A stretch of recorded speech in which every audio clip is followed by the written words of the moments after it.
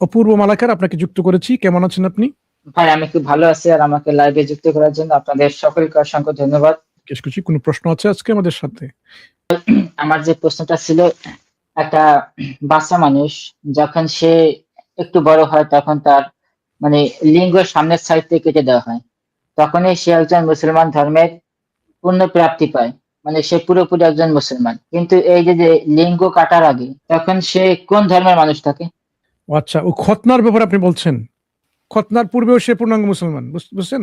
আপনি আপনার মনে করেন, এই যে আমরা বলি এটা মুসলমানই, আমাদের দেশে একটা বলে না, এটা মুসলমানই, এর অর্থ হলো এরা অনেকে মনে করে এটা না করলে, এই খতনা না করলে একজন মুসলমান হয় না। না, মুসলমানিত্ব এই খতনার সঙ্গে সংশ্লিষ্ট বা জড়িত নয়। বুঝতে পেরেছেন? এটা মানুষ নাম দিয়েছে ওই কারণে যে এটা মুসলমানরাই করে থাকে, কিন্তু আপনি হয়তো জানেন শুধু মুসলমানরা খতনা করে না। হুম, ইহুদিরা খতনা করে, অন্যান্য যারা ধর্ম পালন করে না তারাও খতনা করে। এটা বলে সার্কামসিশন। সার্কামসিশন মেডিকেলের বেনিফিটের কারণে অনেকে করে, অনেক লোকেরা করে থাকে পশ্চিমা দেশে, কিন্তু এটা না, করলে কি তারা মেডিকেলের ব্যাপারটা তো আলাদা ভাই। আর মেডিকেলের একটু ব্যাপারটা তো সম্পূর্ণ একটু আলাদা, কারো একটু শেষ শারীরিক করি, কোনো সমস্যা থাকলে পারে একটু আমি তখন সে শেষ করি, করতে পারে, আর কিন্তু একটু শেষ আপনাদের করি, তো পুরো বৈধ। একটু শেষ করি। ভাই দেখুন, যারা খতনা করে, যেমন ইহুদিরা, এই খতনা করার পরে কি তারা মুসলমান হয়ে যায় খতনার কারণে? অবশ্যই হয় ইহুদিরা না। খতনা করে? ইহুদিরা খতনা করে, হ্যাঁ, সবাই। এখন এই খতনাটা আপনার মুসলমানিত্বের পরিচয় এরকম নয় যে আপনি মুসলমান হয়ে গেলেন। মুসলিম, একজন মুসলিম এর অর্থ হচ্ছে, হয়তো আপনি জানেন না, যে যে কেউ নিজের ইচ্ছায়, স্বেচ্ছায়, তার ইচ্ছা খেয়ে, তার ইচ্ছা সত্তা খেয়ে, তার ফ্রি উইলকে আত্মসমর্পণ করে একজন স্রষ্টার উপরে, স্রষ্টার কাছে যখন সে আত্মসমর্পণ করলো, সেটা হয়ে গেল তার পক্ষে আত্মসমর্পণ, অর্থাৎ সে মুসলিম। এবং এই আত্মসমর্পণের নামই হচ্ছে ইসলাম। এখন খতনা হচ্ছে একটা সুন্নত, যেমন আপনি নখ কাটলেন, দাড়ি, গোঁফ, চুল কাটা, এগুলো যে, এগুলো হচ্ছে দৈহিক কিছু ব্যাপার, তাই না? আপনি যদি হাতে নখ কাটেন, এই হাতে নখ কাটলে ভাই আপনি যে পূর্ণাঙ্গ মুসলিম হয়ে যাবেন এরকম না। আমাদের দেশে কিন্তু এটা কেউ বলে না যে এই সুন্নাতে খাতনা করলেই পূর্ণাঙ্গ মুসলিম হবে, নচেত হবে না। আমাদের দেশেও কিন্তু কোনো আলেম কিংবা এমনকি সাধারণ মানুষও কিন্তু এটা বলে না। আপনি এটা কোথায় পেলেন? আমার পার্সোনালি নিজস্ব চিন্তা। আচ্ছা, ঠিক আছে, আমরা আপনার প্রথম হ্যাঁ, প্রশ্নটা, আপনার উত্তর আপনি নিশ্চয়ই বুঝেছেন, যে এটা মানুষের পূর্ণাঙ্গ মুসলিমত্ব বা ইসলামত্ব, এটা কোনো সংশ্লিষ্ট নয় এর সাথে। এটা হচ্ছে মুসলিম, ইয়াহুদি এবং অন্যান্যরা এই সার্কামসিশন করে থাকেন।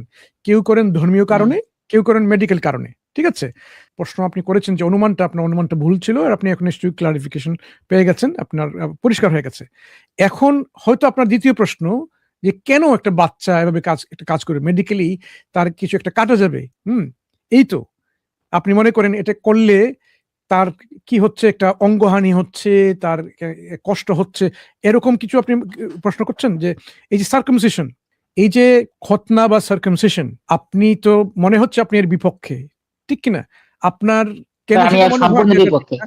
কারণ হুম? এটা ভাই, কারণ এটা যদি ধর্মমত হয়, তাহলে একটা ঈশ্বর আমাকে কি সুন্দর একটা শরীর দিয়ে, প্রতিটা শরীরের অঙ্গ প্রত্যঙ্গ আমাকে দিয়ে সুন্দরভাবে সুস্থভাবে আমাকে এই হুম, পৃথিবীতে পাঠিয়েছে। এখন এই আচ্ছা, কোন একজনের কথায় আমি এরকম আমার একটা অঙ্গ আমি কেটে ফেলবো, এটা একটা অযুক্তি না ভাই? আপনাদের কাছে কেমন কি সুন্দর মনে হয়? সুন্দর সুন্দর যুক্তি দিয়েছেন ভাই, সুন্দর যুক্তি দিয়েছেন।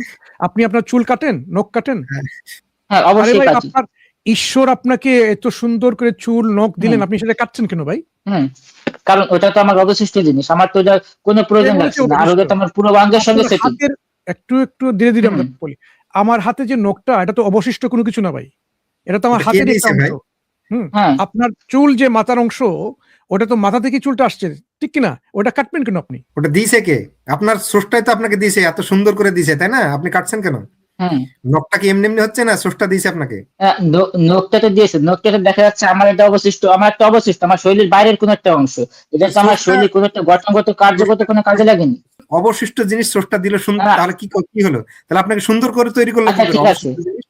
হ্যাঁ, ঠিক আছে, আপনার কথা আমি মানলাম। তাহলে একটা লিঙ্গ যখন একটা বাচ্চাকে খতনা করা হয় লিঙ্গ তখন সে তো কাটা বাচ্চাটা হয় না কতটা ভাই। কষ্ট পায়? হ্যাঁ, লিঙ্গ কাটা হয় না, লিঙ্গ কাটা হয় না। ওখানে যেটা করা হয়, যেটা হলো যে একটা বাচ্চাকে, ওখানকার চামড়াটা কেটে ভাই, দেওয়া হয়, যার হ্যাঁ, উপকারিতা আছে। হ্যাঁ, যার একটা ক্ষতি একটা, থেকে বাঁচাতে ওটা করা হয়। যেমন আপনি ধরুন, ধরুন যে আপনার এই যে মাটি, জমিন, এগুলো কে তৈরি করেছে? আপনার স্রষ্টাই তো তৈরি করেছে, তাই না? তা হাতে মাটি লেগে গেলে খাওয়ার আগে হাত ধুন কেন? মানে ধুয়ে ফেলেন কেন? কারণটা অবশ্যই কি? সেটা কারণটা নোংরা। হলো ক্ষতি থেকে বাঁচার জন্য, তাই না?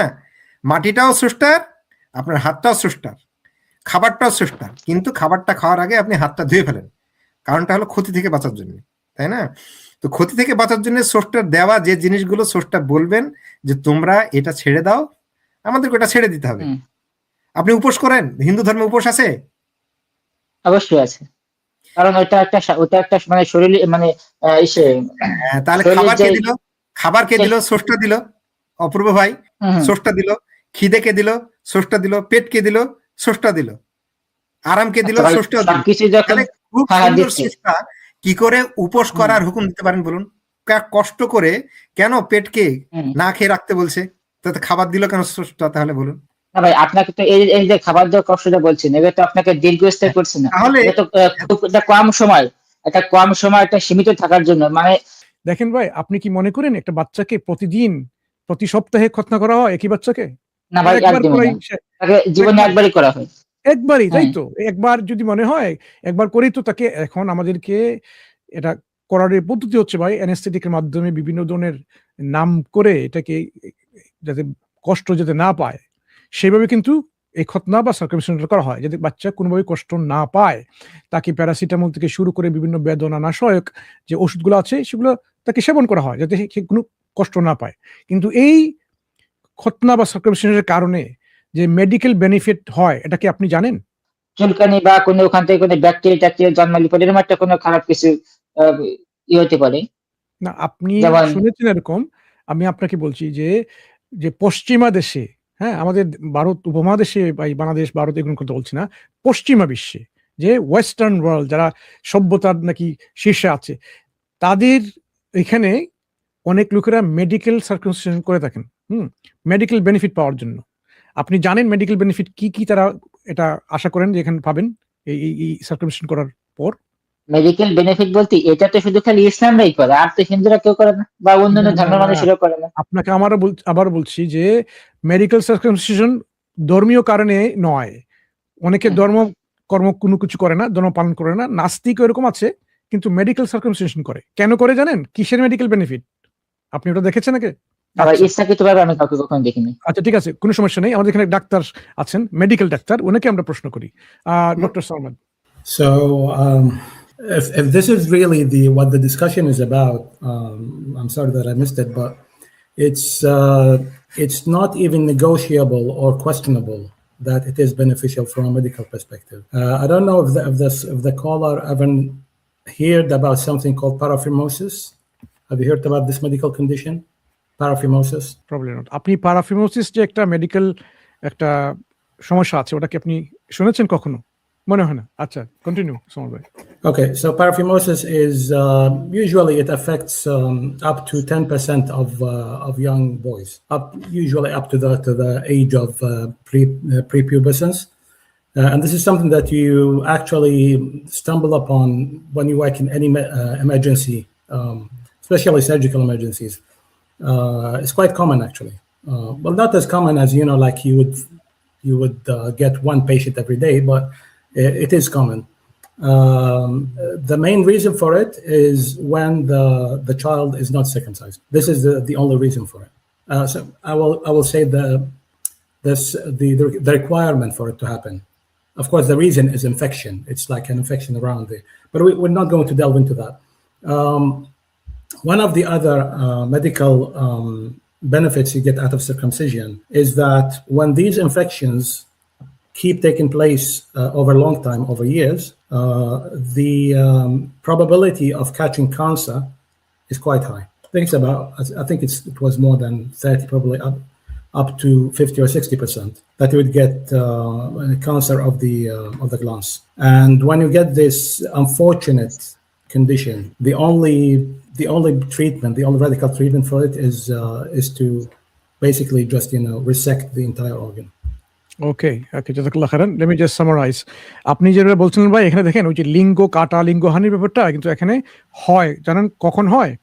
যারা খতনা বা মুসলমানি যে আপনি বলছেন এটা খতনা না করে, সার্কামসিশন যারা না করে, তাদের অনেকের এরকম একটা সমস্যা হয় যে একটা কিছু মেডিকেল একটা কোনো সমস্যা হয়, অনেক ইনফেকশন হয়, হ্যাঁ, সংক্রামক ব্যাধির ইনফেকশন, যে যার কারণে অনেকবার ইনফেকশন হয়ে গেলে পরে এমন সমস্যা হয় যে তাদের ক্যান্সারের একটা সমস্যা থাকে, একটা রিস্ক থাকে। ওই 30 থেকে 40-50% মনে হয় বলেছেন, 30% তো মিনিমাম হবেই, এটা রিস্ক থাকে ক্যান্সার হওয়ার। ওই ক্যান্সার হয়ে গেলে এখানে তখন একমাত্র যে সমাধানটা হচ্ছে ওই লিঙ্গ কাটা বা লিঙ্গহানি তখন করা হয়। কাদের? যারা আনসার্কামস্টাইজ বা খতনা যারা করেনি এবং যাদের ইনফেকশন বারবার হয়েছিল, তাদের ক্যান্সার হওয়ার পরে তাদেরকে ওই লিঙ্গ কাটতে হবে, তখন এটা করতে হয়। বুঝতে পেরেছেন? ঠিক উল্টো আপনি বুঝেছেন। তাহলে প্রাথমিকভাবে যদি একটা বাচ্চাকে এরকম খতনা করা হয়, তাহলে এই ধরনের যে বিভিন্ন সমস্যার সম্মুখীন হতে পারে সে, তা থেকে তাকে মুক্ত করা হয়। মেডিকেলি এটা রেকগনাইজড, এটা পৃথিবীর বিশ্বের পশ্চিমা দেশ থেকে শুরু করে সব দেশেই কিন্তু এটা রেকগনাইজড। এরকম এটা মেডিকেল বেনিফিট আছে। এই জন্য ধর্মীয় কারণ ছাড়াই কিন্তু অনেক লোকেরা এগুলো করে থাকে। Sorry, Brother Mansour, I just wanted to add one thing there.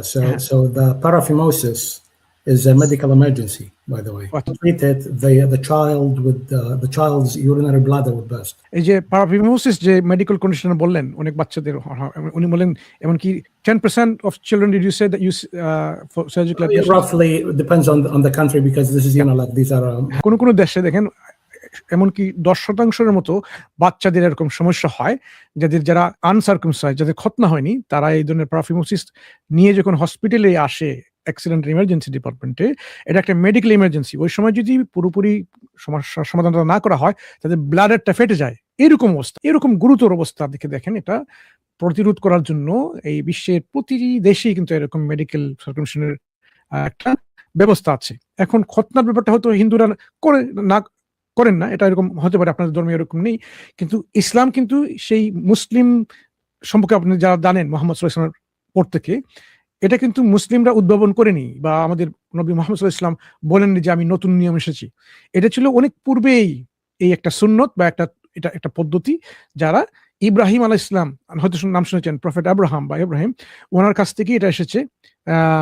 পুরো সম্প্রদায়ের জন্য, ওনার যারা বিলিভ করে ওনাকে, সম্পূর্ণ ইহুদি সম্প্রদায়, তারা যুগ যুগ ধরে করে আসছে। এবং এই যে একটা সিস্টেম বা ট্রেডিশন, মুসলিমরাও সেটা আমাদের স্রষ্টার পক্ষ থেকে সেই একই আইন নিয়ে সেটা ফলো করে আসছে। এবং বিশ্বের অধিকাংশ মানুষরা এটা করে থাকে, পুরুষরা মেডিকেল এর কারণে করে থাকে, যারা ধর্মীয় কোনো অনুষ্ঠান পালন করে না। আপনাদের সনাতন ধর্মে হয়তো অপূর্ব মালাকার এটা নেই, যার জন্য আপনার কাছে একটু অন্যরকম মনে হচ্ছে। আমার মনে হয় তাই এই জন্য আপনি প্রশ্ন করছেন। বেশ কয়েকটা কথা ভাই, এখানে বেশ কয়েকটা কথা আপনি বলেছেন যে এটা হয়তো নবীর আগে এসছে। হ্যাঁ, যদি নবীর আগে এসে থাকে, তাহলে আমরা যেমন হিন্দু মানুষেরা আছি, তখন আমাদের মধ্যে এটা থাকা সম্পূর্ণ কার্যকর ছিল, কিন্তু আমাদের মধ্যে তো নেই। আপনি বলছেন এখানে কোথাকার কে ইহুদি তাদের মধ্যে আছে, কিন্তু এটা তো আমার মনে হয় ইসলাম প্রচারের সঙ্গে সঙ্গে এটা শুরু হয়েছে বা চালু হয়েছে। না, আপনাদের ধারণা এরকম, কিন্তু আপনি যদি এখনই যান, ইহুদিরা যে জায়গাতেই আছে পৃথিবীর, ইউরোপে হোক বা তাদের যে জায়নিস্ট স্টেটে আছে, যেখানে ইহুদিদের আছে, তাদের সঙ্গে আপনি যদি একটু আলোচনা করে দেখেন, এটা হচ্ছে তাদের এটা করতেই হবে। এই জন্য খ্রিস্টান এবং ইহুদিদের মধ্যে যে একটা পার্থক্য যদি আপনি দেখতে চান, দেখবেন খ্রিস্টানরা সার্কামসাইজেশন মেইনলি করে না, কিন্তু ইহুদিরা সবাই সার্কামসাইজড। এমনকি আপনি হয়তো শুনেছেন বা শুনে থাকবেন, জিসাস ক্রাইস্ট বা যীশু খ্রিস্টর নাম শুনেছেন, যে খ্রিস্টানরা ওনাকে ঈশ্বর বা ঈশ্বরের পুত্র বলে মনে করে, তাদের ধর্মীয় গ্রন্থ অনুযায়ী উনি সার্কামসাইজ ছিলেন, উনারও খতনা হয়েছিল। কারণ এটা ছিল ইহুদিদের একটা সুন্নত, ওরা ট্রেডিশন এটা মেনটেন করে আসছে, এটা ফলো করে আসছে। হয়তো আপনি কখনো সরাসরি কোনো ইহুদির সঙ্গে আলাপ করেননি, এরকম হতে পারে। আমার জানি না ভারতে কতজন ইহুদি লোক আছেন জানি না, কিন্তু আমরা এখানে ইংল্যান্ডে আছি, ইংল্যান্ডে আমাদের অনেক ইহুদিদের সঙ্গে আলোচনা হয়। আমরা জানি ওরা কি বিশ্বাস করে, ওরা খতনা হয় কিনা, ওরা আমাদের সঙ্গে এই ব্যাপারে হয়তো আলোচনা হয়েছে, এরকম হতে পারে। আপনি এক কাজ করতে পারেন, আপনি যেহেতু অনলাইনে এরকম ডিসকাশন করছেন, আমাদের প্ল্যাটফর্মে এসেছেন, কোনো একটা ইহুদি প্ল্যাটফর্মে গিয়ে তাদেরকে জিজ্ঞেস করে দেখবেন আপনারা কি আসলে এরকম খতনা করেন।